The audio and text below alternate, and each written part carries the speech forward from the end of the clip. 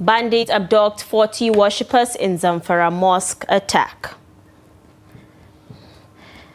Abuja doctors begin indefinite strike over Wike's refusal to meet demands. Dangote dismisses monopoly claims, rolls out 4,000 CNG trucks. And on the foreign scene, about 50 killed in terrorist attacks in Burkina Faso since May. Hello, good evening, and welcome to News Hour on Trust TV. I am Dorcas Yakubuzala. We begin tonight with security matters. Suspected armed bandits on Monday morning attacked and abducted about 40 worshippers from a mosque at Gidan Turbe village in Safi local government area of Zamfara state, northwest Nigeria. The attack was said to have occurred during dawn prayers at about 5:30 a.m. when the gunmen invaded the mosque, surrounded it and kidnapped the worshippers in the troubled village. Locals narrated that the abductors later whisked away their victims into the forests around the Gohori axis in the Safi local government area. The incident has thrown the rural community into panic and despondency, coming at a time when local leaders and some armed groups in the troubled zone had reportedly entered into peace initiative aimed at reducing attacks during the famine season. Efforts to get the Zamfara police authorities to confirm the incident were unsuccessful at the time of filing in this report.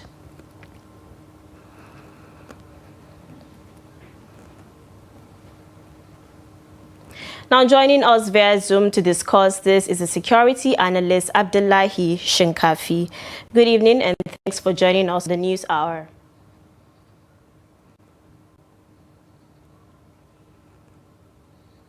Thank you for having me. All right.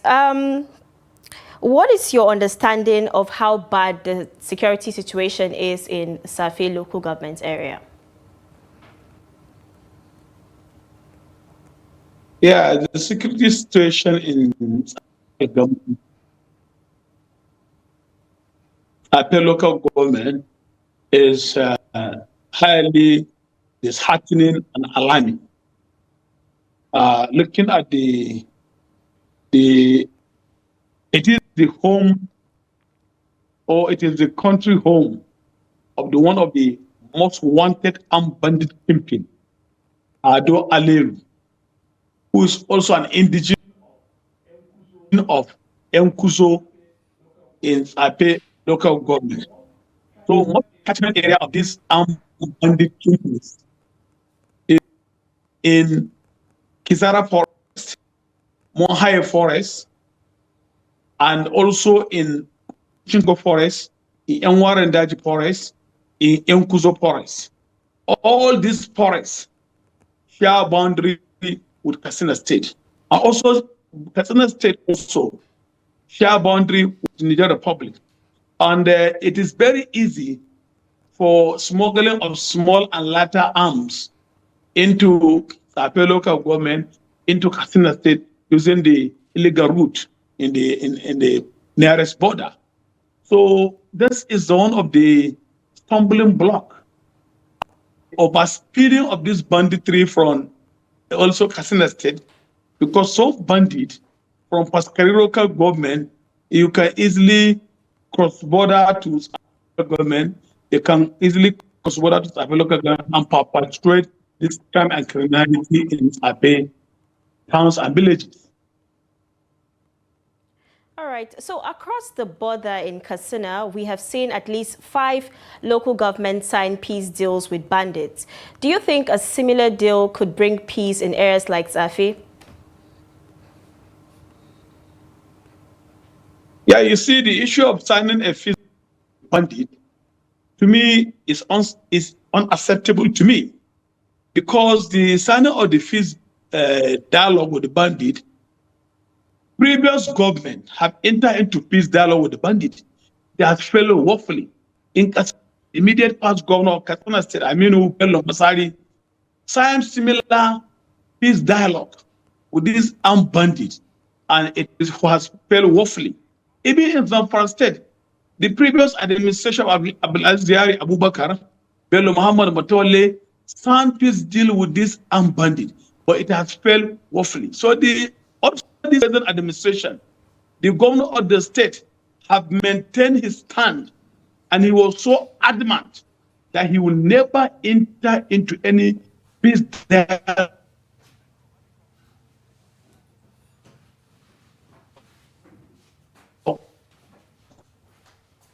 or negotiation or reconciliation with armed bandit.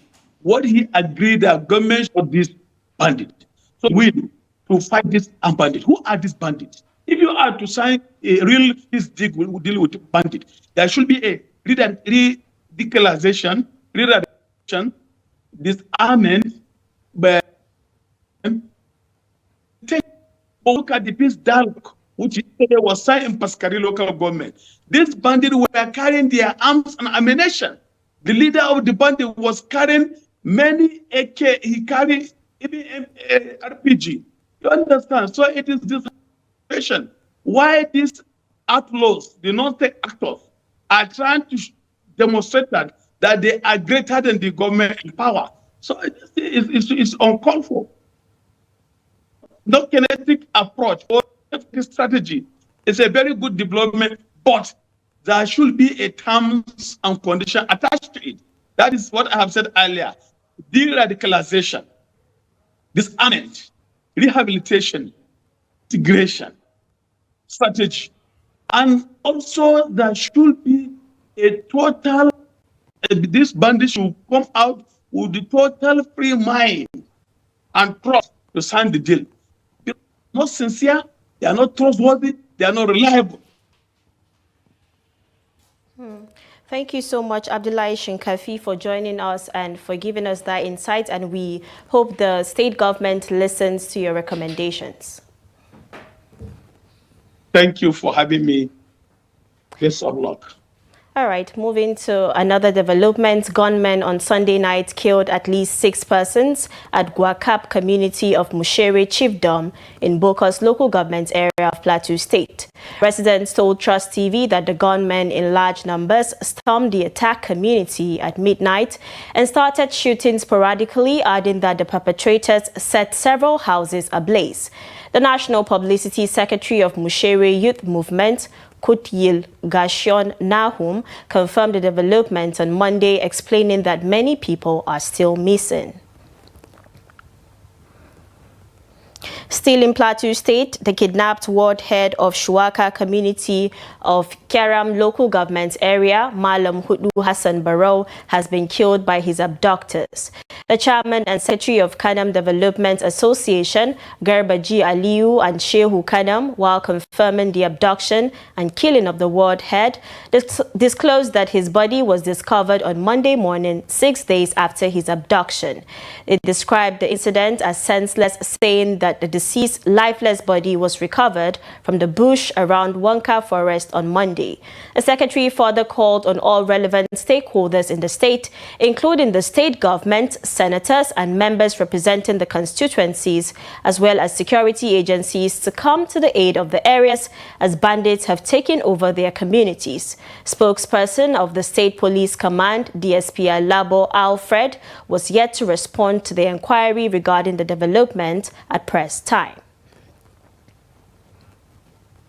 Now in the FCT, the Association of Resident Doctors, Federal Capital Territory Administration, ARD-FCTA, has issued a notice of an indefinite strike action over the refusal of the FCT Minister Nyesom Wike to address their demands.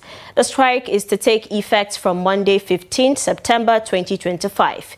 In a press conference in Abuja on Monday, Dr. George Ebong said the decision followed a congress by its members on Sunday.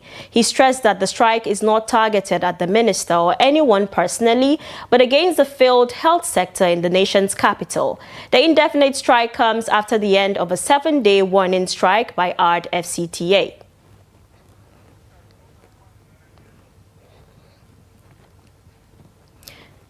In other news, the Akwa Ibom state government has declared 2 medical doctors wanted for abdicating their duty post after being trained for 8 years. The Commissioner for Health, Ekem Emmanuel John, revealed that Dr. Udwak Abasi Ita, a consultant radiologist, and Dr. Umfono Bong George Basi, a consultant hematologist, both staff of the State Ministry of Health, abdicated their duty posts for greener pastures after the government trained them for 8 years. The state government has repeatedly said any medical personnel it trained is bound to first serve the state to cover the cost of the training before they will be allowed to leave for greener pastures. Speaking on Monday in Uyo during a press conference, Dr. John stated that the 2 doctors who are still receiving salary from the state government abandoned their duty posts to work elsewhere in the country. The commissioner threatened to report the doctors to the Medical and Dental Council of Nigeria if they don't return to serve and fulfill the terms of their engagement with the state government.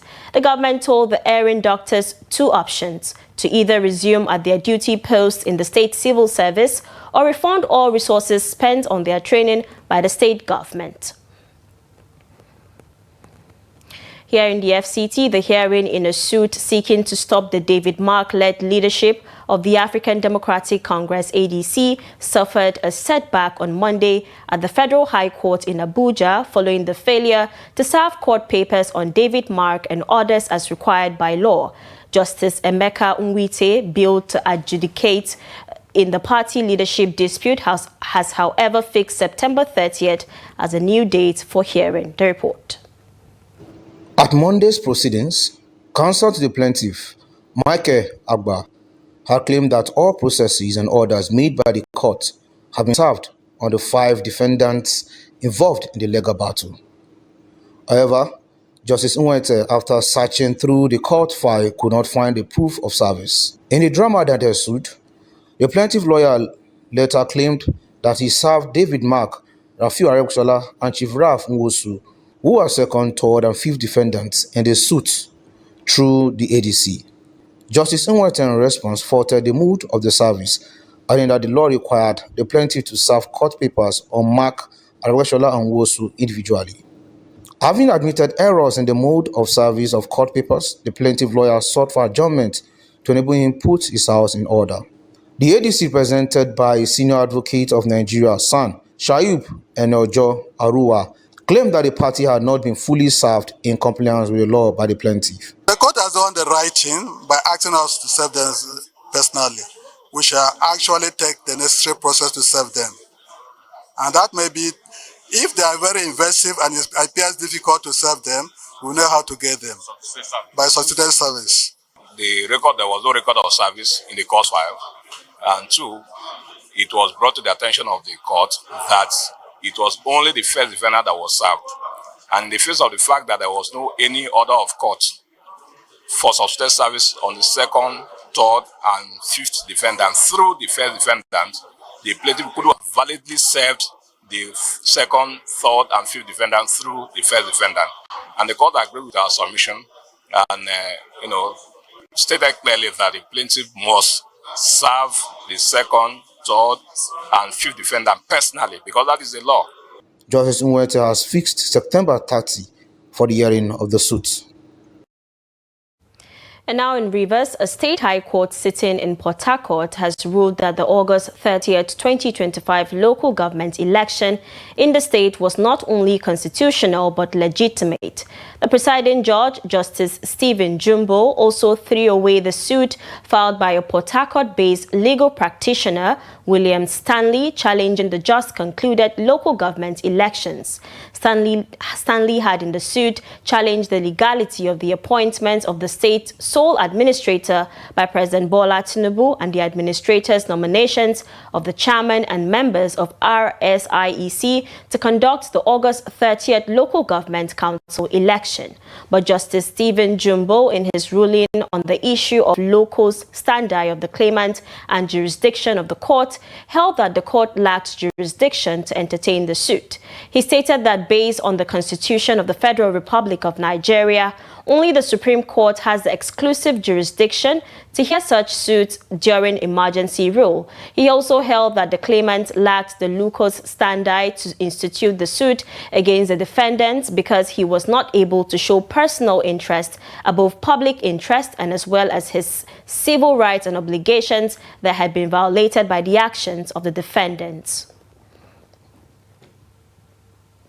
In Lagos, the Special Offences Division of the Lagos High Court in Ikeja has granted the application of former Central Bank of Nigeria CBN Governor Godwin Emefiele to engage forensic experts to examine WhatsApp conversations and a mobile device marked iPhone 2 that were tendered as evidence in his ongoing trial.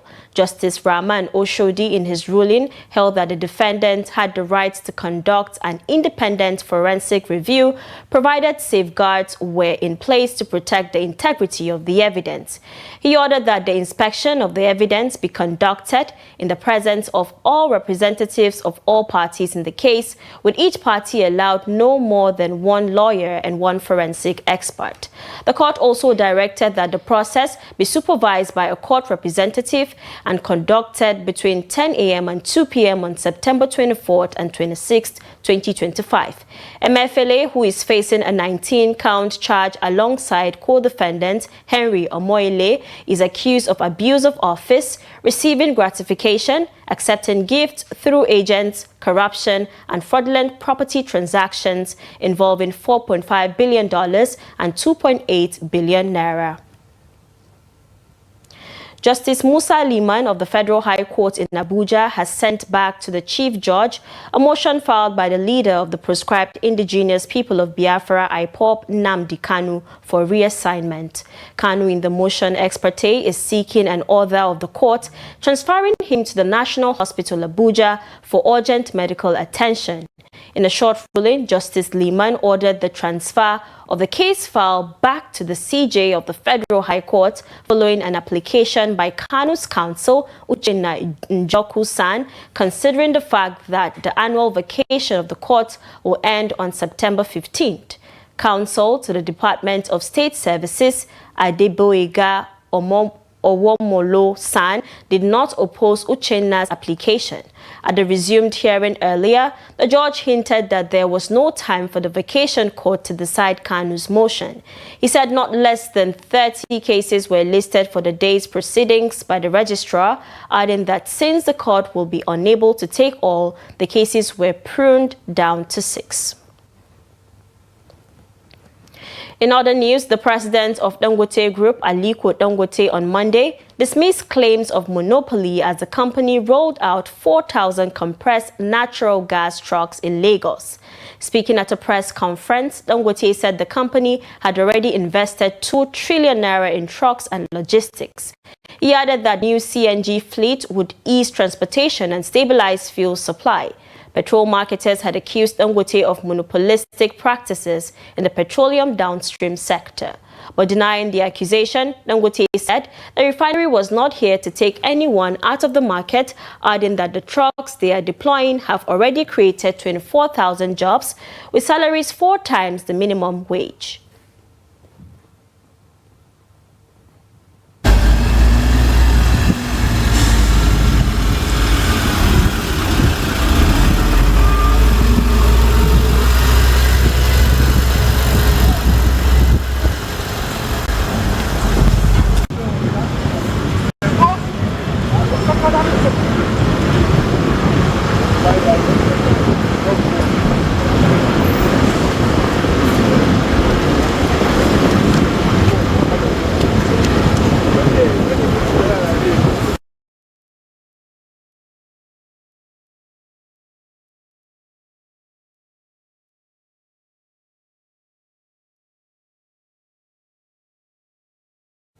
Now we move to Katsina State, where Governor Dikko Umar-Radda has convened a high-level consultation on security, governance and development. The meeting in Katsina brought together top elders, royal fathers, religious leaders, former service chiefs, business moguls, and distinguished indigents from home and the diaspora. Deputy Governor Farouk Lawal Jobe highlighted key achievements under the administration's Building Your Future policy, including over 35,000 new jobs, 74.9 billion naira spent on major urban renewal projects, and massive investments in education, agriculture, healthcare, water, energy and workers' welfare. Commissioner for Internal Security, Naziru Maazu, presented updates on efforts against banditry and kidnapping, citing community-led peace deals, joint security operations, and improved safety across highways. Governor Reda reaffirmed his commitment to security, announcing plans to build 152 homes for displaced persons and support reintegration of repentant individuals. Stakeholders at the meeting praised the governor's achievements and pledged stronger community collaboration to sustain peace and development in the state. Now moving on to more stories, the clerk of the National Assembly, Kamaruddin Ogunlana, says his office has no power to allow suspended Kogi Central Senator Natasha Akpoti-Uduaghan to resume legislative duties. In a statement by the Director of Information, Bula Audu Allah, the clerk clarified that his office functions only as an administrative arm and cannot override Senate resolutions or constitutional provisions. The clerk noted that although her suspension was challenged in court, no order has overturned the Senate's decision, as the matter is still before the Court of Appeal. He stressed that only the Senate, through a fresh resolution or a binding court order, can lift her suspension, not the clerk's office. Now, following the heavy rainfall that resulted in flooding across parts of Ora local government area of Kaduna State, scores of youth on Monday mobilized themselves to clear and unblock drainages in affected communities. Trust TV had reported that the flood submerged more than 20 houses in Raka, Mahuta and Manchok communities after drainages were blocked by debris. Our reporter who visited the area observed how the youth left their farms and homes to engage in community service, manually digging and clearing the blocked culverts. Speaking during the exercise, the Manchok branch youth leader of the Moraa Development Association, Moses Matthews, said the decision was born out of the need to take responsibility rather than wait endlessly for government intervention. He explained that about 6 culverts were discovered to be blocked, adding that the volunteers have begun opening them one after the other while waiting for authorities to step in. Now, residents of the Federal Capital Territory have raised concerns over the growing menace of indiscriminate waste dumping across the nation's capital city. They have also accused some officials of negligence and corruption, which they say have worsened the situation. Trust TV's Habibat Ajayi completes the report. You could be wondering whether that is a swimming pool or an ocean. Yes, this is a Federal Capital Territory, Abuja. Jabi Park to be precise. Scavengers are now dumping refuse to this place. Motorists and residents are complaining bitterly about the effect of this refuse dumping to their health and their livelihood.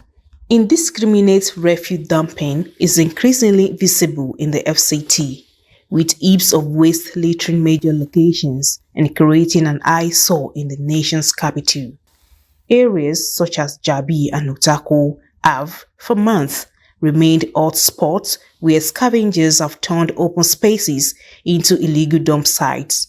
Passersby describe the development as both embarrassing and unhealthy. We with the waka with leg, we always hear smell. The thing they disturb us, we with use leg, the waka they disturb us. At least I bet. When I help us now, here na main road now, na big express self. Inside Najabi we do. At least when I help us. Motorists around nearby parks also lamented the foul stench and health risks, calling for urgent government interventions. The thing just starts small. There is one small tears here, so environmental now come and repair the place. After, if to say all the way they start with small biro, if they stop them at initially, it's for no worse like that. But we are looking, maybe government will do something about it. continuously. Even we went to Taco Police and report what is happening here. So till now, nobody did anything about it. And they will now carry tire, or use tire again, burn it. So the smoke used to affect all the area. So we are looking for where to run for. Because Aboki, they used to stay here. And in the night, they used to snatch people's phone, took people's knife. So that's what we are seeing here. I'm tired about this place. We don't shout. Even people, although say outside by boys, many, we don't hold them. Even they still the thief for here. But still yes, na lie. Even we get another person, we still they talk with them, na lie. And waiting we with the make way they can't do for us, make they come back am. Because as a day like this, now inside town we day. See as our motor as a day line up. So they affect us. So may they help us. Residents allege the scavengers are exploiting the dump sites for theft and other criminal activities, accusing security operatives of corruption and claiming that offenders are often released without consequences. There is another place Wike visited in Life Camp that has been turned into a refugee site. In my state, the government provides waste bins near marketplaces, which are evacuated regularly by waste collection vehicles. But I have not seen such arrangements here. Water often floods the road, adding to traffic congestion. Behind the refuse heaps, you will also find miscreants who snatch phones from motorists during traffic. The police are aware of these activities, but only collect bribes instead of taking action. They are calling on the federal government, the Minister of the Federal Capital Territory, Nyesom Wike, to come to their aid. Efforts to speak with the Abuja Environmental Protection Board prove abortive. Habibat Ajayi, Trust TV News, Abuja. In Dakata, Kawaji industrial area of Kano State, a young entrepreneur is achieving what many thought possible only in global hubs like China. For nearly 2 years, he has been running a small factory where he designs and manufactures different types of phone charger cables. Abdulaziz Ibrahim visited his workshop to learn about his journey, the challenges he faces, and his hopes for Nigeria's manufacturing future. The report. In a modest workshop tucked away in Dakata, Kawaji, soldering machines hum with activity. Here, Sharafuddin Sadiq produces a variety of USB cables, supplying customers across Nigeria and beyond. It is a venture that began 2 years ago, born out of curiosity and a passion for technology.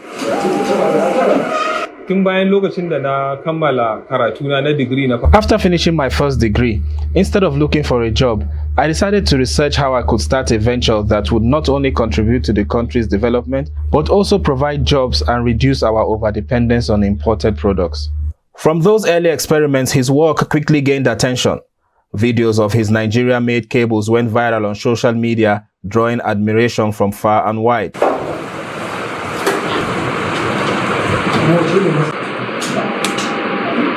This is where we test the cables.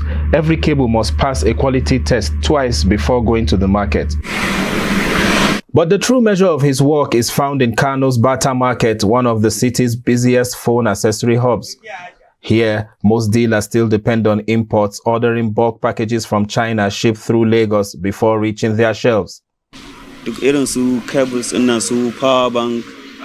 We import almost everything: cables, chargers, phone cases, and screen guards from China. I once got calls from other states asking if cables were being made in Kano. At that time, I didn't know. But if it's true, it's a sign of progress. I source my products from China through firms in Lagos. I haven't seen locally made cables yet, but once they are available, I believe we'll use them. Yet few are now stocking Sharafuddin's cables, and their customers are beginning to notice the difference. We buy from different companies. Since the made in Nigeria cables came, we are happy with their quality, fast charging, and fair price. Though we'll still like the price to come down further.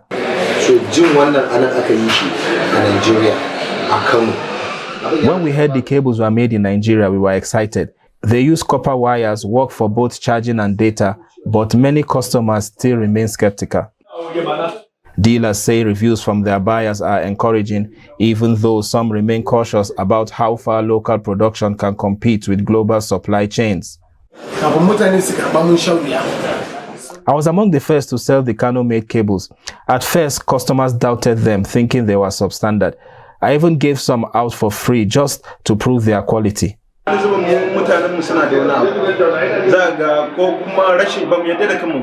The challenge is trust. Many people don't believe in Nigerian products, but when you compare the quality with expensive imports, the local cables hold up and at a better price.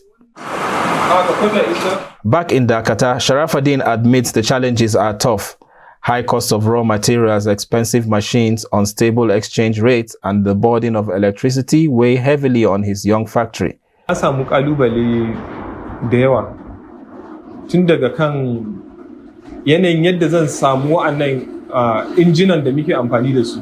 experienced a lot of challenges, especially with expensive machines like this laser printer.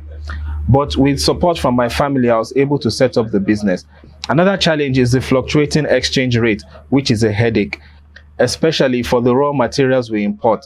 The cost of electricity also made our products very expensive, so we switched to solar system during production hours.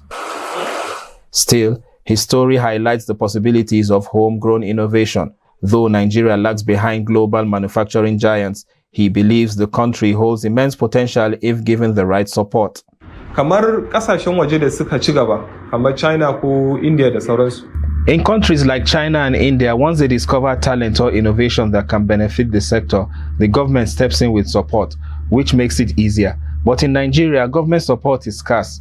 For years, people have been buying imported cables of low quality that just end up as junk. We hope to start producing our own machines here and also recycle raw materials to make production easier. From Dakata Kawaji, Sharafuddin's cables are not just powering phones, but also powering hope for a future where Nigerian technology is truly made in Nigeria.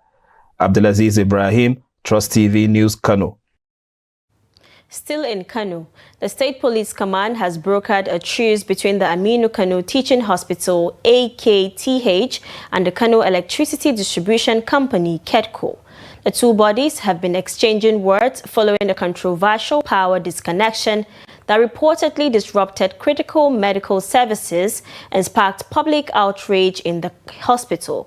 The intervention, led by the Commissioner of Police, Ibrahim Adamu Bakori, came in the wake of allegations that a blackout contributed to the death of patients on life support at AKTH. KEDCO has strongly denied the claim, accusing the hospital of blackmail in a statement on Monday. According to a statement by the Kano Police Public Relations Officer Abdullahi Haruna Kiyawa on Monday, the high-level meeting convened at the Bompai Police Headquarters in the state brought together the Aminu Kano Teaching Hospital Chief Medical Director, Professor Abba Sheshe, and KEDCO's Managing Director, CEO, Dr. Abubakar Shaibu Jimeta.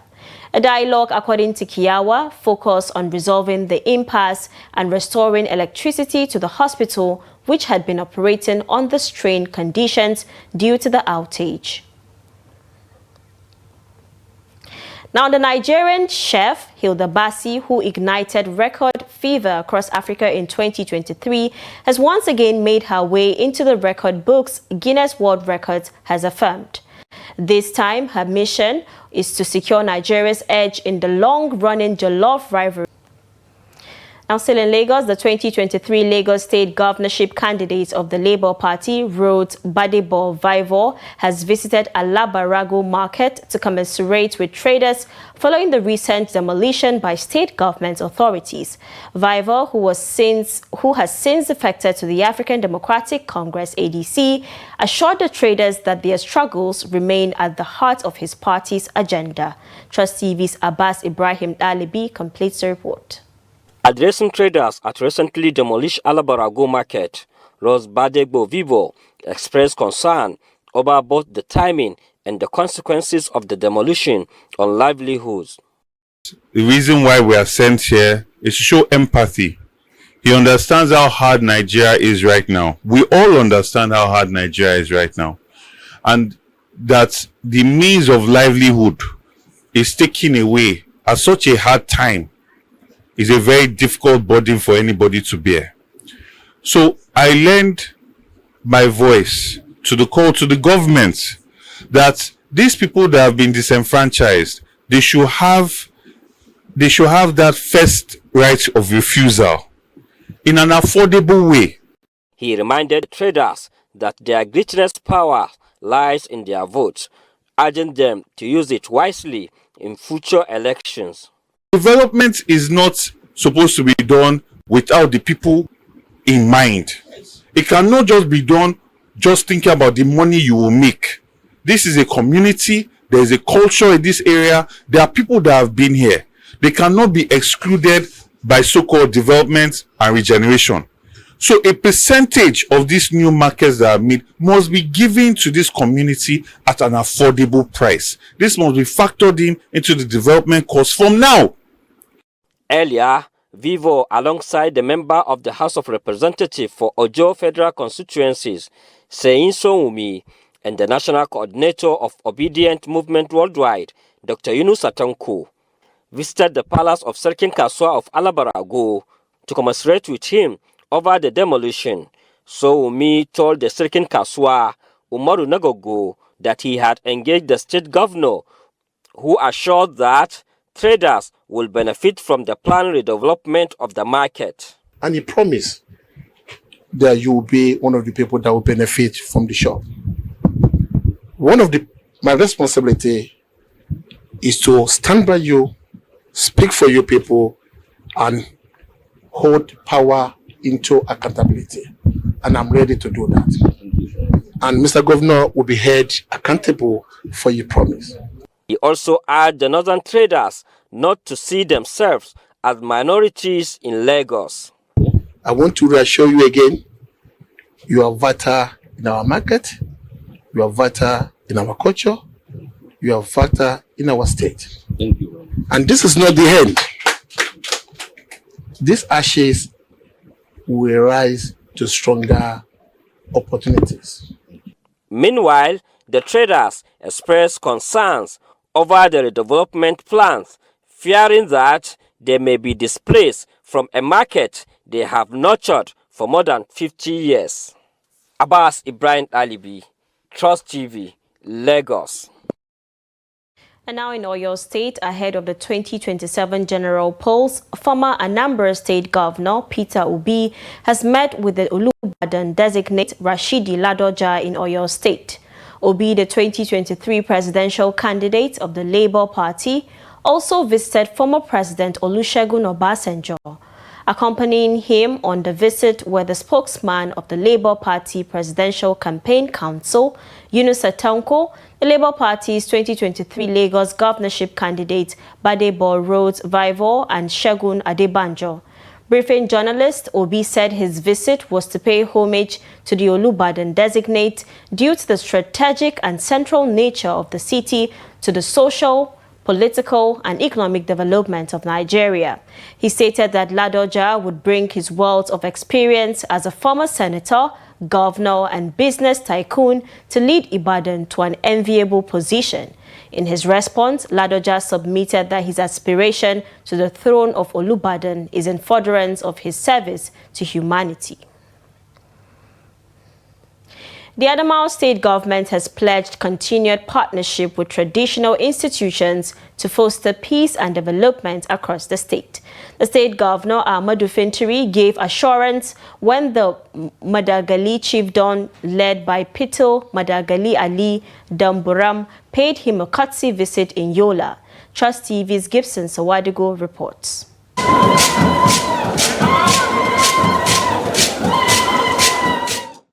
The Madagali chiefdom, under the leadership of His Royal Highness Thil Madagali Ali Damburam, said the visit was to strengthen ties with the state government and reaffirm the support of the Madagali people for ongoing development efforts.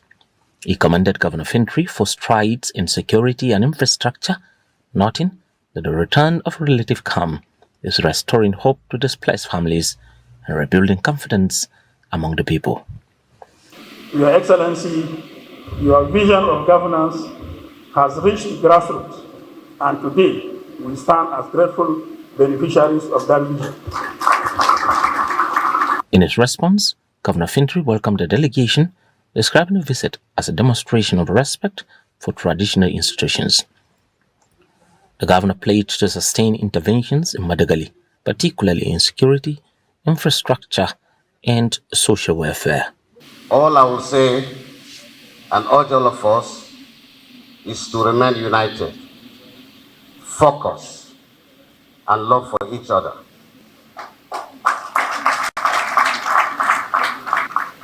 For me as your son, I will continue to make you proud.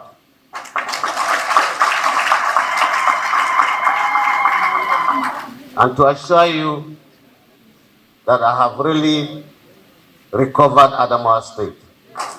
Madagali Chiefdom is one of the traditional institutions recently created under Governor Fintri's administration. Gibson Sawadigo, Trust TV News, Yola. And now in business, the National Bureau of Statistics, NBS, has stated that inflation figure dropped to 20.12% in the month of August.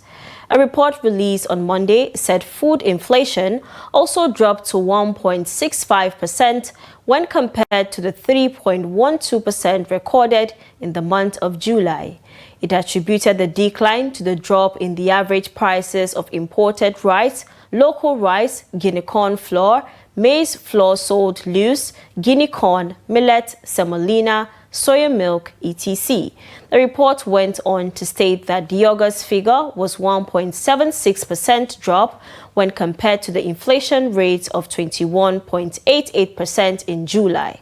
On a year-on-year basis, the headline inflation rate was 12.03%, lower than the rate recorded in August 2024, which was 32.15%. This shows that the headline inflation rate year-on-year basis decreased in August 2025 compared to the same month in the preceding year, that is August 2024, though with a different base year. The Debt Management Office, DMO, has announced the allotment of the September 2025 FGN savings bonds totaling 3.05 billion naira across the 2-year and 3-year tenures. The bonds were issued at 1,000 naira per unit with a minimum subscription requirement of 5,000 naira and in multiples of 1,000 naira thereafter, up to a maximum subscription of 50 million naira. The FGN Savings Bond Program, introduced in 2017, was designed to deepen the domestic bond market, promote financial inclusion, and offer retail investors access to secure and low-risk government securities. According to data published by the office over the weekend, the bonds opened on Monday, September 1st, 2025, and closed on Friday, September 5th, 2025. A DMO noted that the 2-year FGN savings bond due September 2027 was allotted at an interest rate of 15.541% per annum, raising 631.762 million naira from 793 successful subscriptions. And now on the foreign scene, 3 terror attacks in northern Burkina Faso since May have killed around 50 people, Human Rights Watch said Monday, urging the military regime to improve the protection of civilians. Burkina Faso has been ruled by a junta for almost 3 years and regularly suffers deadly attacks conducted by armed groups with links to Al-Qaeda and the Islamic State group. Yoruba residents told HRW that the terrorists wanted to punish the community for not complying with GSIM's orders not to cultivate certain tall-growing crops that fighters said hindered their operations. In a response addressed to HRW on August 15th, GSIM said it has never and could never intentionally target civilians.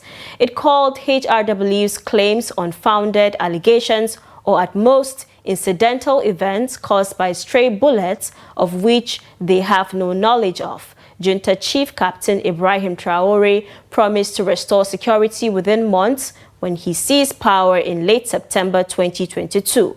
But attacks targeting both soldiers and civilians have not subsided. Tanzania's Electoral Commission says it had disqualified opposition presidential candidate Luhaga Mpina for the second time on Monday, reversing a decision made 2 days earlier approving his nomination. The disqualification of Mpina, who leads the country's second-largest opposition party, leaves President Samia Suluhu Hassan a clear run at next month's election, with only candidates from smaller parties in the race. The vote will also be held without leading opposition party Chadema, which was disqualified in April after failing to sign the Electoral Code of Conduct as part of its call for electoral reforms. The Chadema presidential candidate, Tundu Lissu, has been in jail for over 5 months after being charged with treason in April. He has denied the charges. Over the weekend, the Independent National Electoral Commission (INEC) accepted the nomination papers of Mpina, a former ruling party lawmaker, following a High Court ruling that overturned an earlier decision by INEC to disqualify him. It's now time for Sports Update with Kabir Lawal.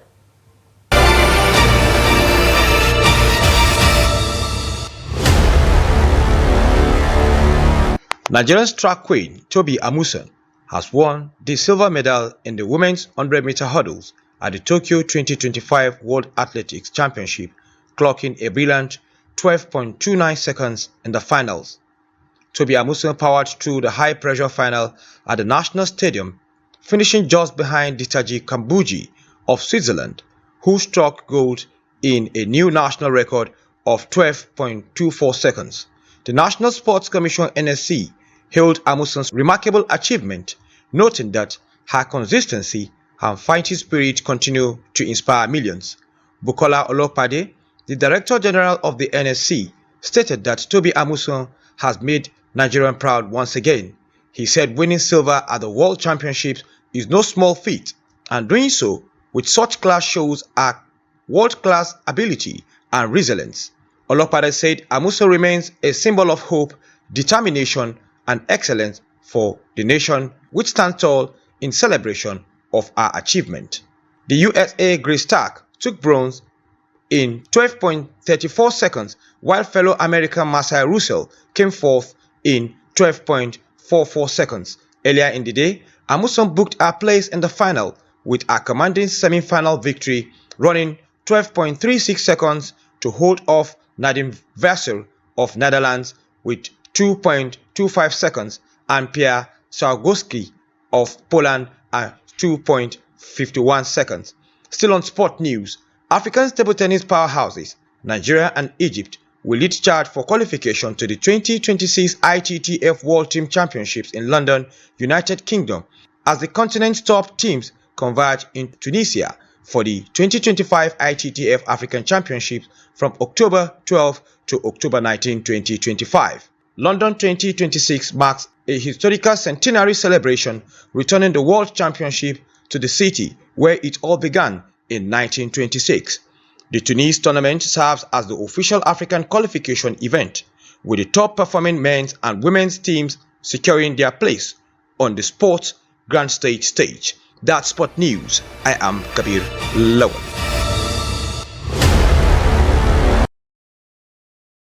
News Hour. Do not forget to follow us across all social media platforms for more programs, news and documentaries, and join our YouTube live stream for more news and programs. My name is Dorcas Yakubuzala. Good night.